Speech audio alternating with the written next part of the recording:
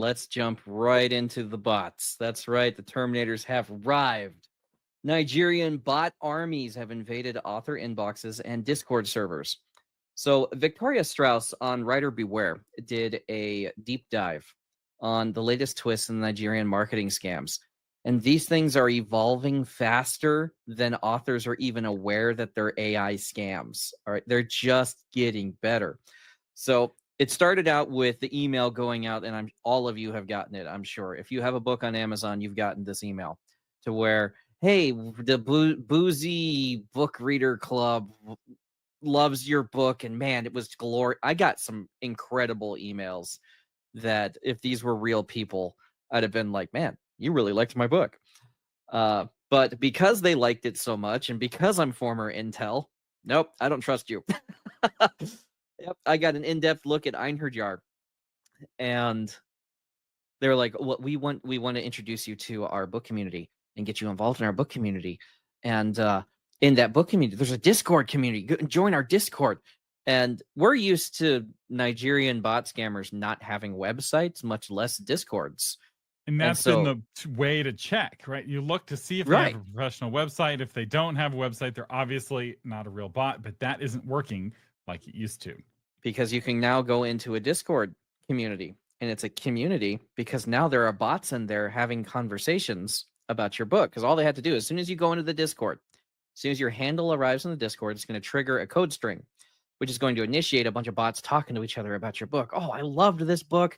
I thought it was great. I hope it gets into that 50 reviewer challenge that we've been doing. Get 50 reviews on it in 2 days. Yeah, that would be great. Oh, I'm so totally on board with that. And it generates all this chatter about your book, and you arrive in the middle of that, and you're like, I'm amazing. And you're so excited because this is everything you always wanted, right? And that's when they're like, okay, hey, we like to tip our reviewers because it does take up a good deal of their time to read your book. Something easy, 20, 25 bucks, which is really, that's not so bad, right? The Kirkus charges like 300. I mean, you'll totally be fine, okay? And that's where they're going to get you, is on that, because as soon as you Zelle the money or PayPal the money or whatever it is you do with the money, everything shuts down. Yeah, what's innovative here is how they're using AI to mimic a lot of activity. And the big red flag is that authors shouldn't be paying for reviews. They shouldn't be tipping reviews. So Correct. You're already kind of breaking Amazon's terms of service. This is already a very sketchy activity. But that was the last week, right? This Writer Beware article came out on Monday, and they're already using an even newer tactic. Captain, they're using it. They've adapted. they're evolving. And they're using it on the audience of this very podcast. So author update viewers have started getting emails from me that are not from me. So the Nigerian scammers are now impersonating Thomas Umstattd. In fact, they sent one to my brother. And here's what's crazy. The email was a response to his comment on the author update video. So they found his comment. They were able to deduce his email address from his username and then send him an email responding to his comment, claiming to be from me, but it was novel marketing with 2 I's at gmail.com. So novel marketing, which you'd never notice, right? Because the from name just said novel marketing. It had Thomas Umstattd spelled correctly.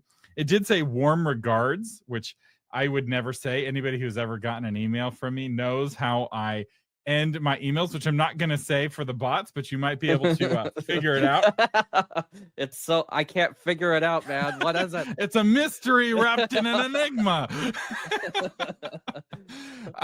So fortunately I have a little bit of branding, so but like they may get even more sophisticated to figure that out. So you have to be very, very careful, because now they're impersonating actual like known people in the industry, and they might start offering things that I don't offer, right? A lot of people want to get one-on-one coaching with me. It's not a service that I offer, but one of these Nigerians might offer it. They'll be like, yeah, you're totally getting one-on-one coaching from Thomas Umstattd, even though that's not a thing he does, but I'll give it to you cheap. Anyway, so you have to be very, very careful.